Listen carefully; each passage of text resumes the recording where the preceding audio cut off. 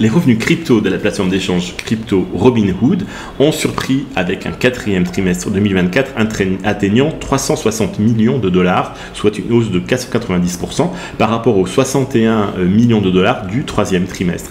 Il s'agit du trimestre le plus lucratif en matière de crypto pour la plateforme, dépassant largement son précédent record de 126 millions de dollars au premier trimestre 2024. Cette croissance des revenus coïncide avec l'élargissement de l'offre crypto sur la plateforme. L'offre crypto de la plateforme Robinhood comprend désormais des meme coins populaires comme Bonk, WIF et Trump, aux côtés des crypto-monnaies plus classiques, plus traditionnelles. La plateforme génère principalement des revenus grâce aux écarts de trading plutôt qu'aux frais de commission, à l'image d'autres plateformes axées sur le grand public.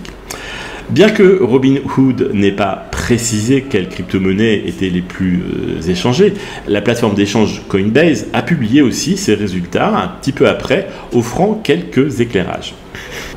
Son rapport du quatrième trimestre indique que le Bitcoin représentait 27% du volume des transactions, suivi de l'Ethereum à 10%, de l'USDT à 15% et des autres actifs crypto à 48%.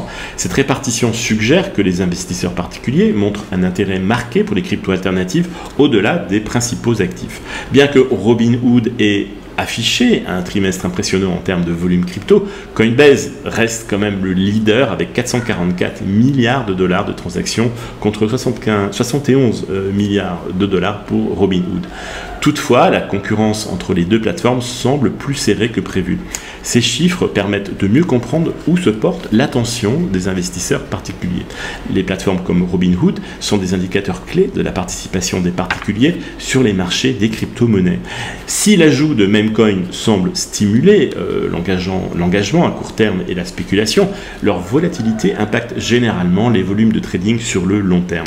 La performance du prochain trimestre sera cruciale pour déterminer si cette hausse est un simple pic spéculatif ou le signe d'un changement durable dans les préférences des investisseurs particuliers.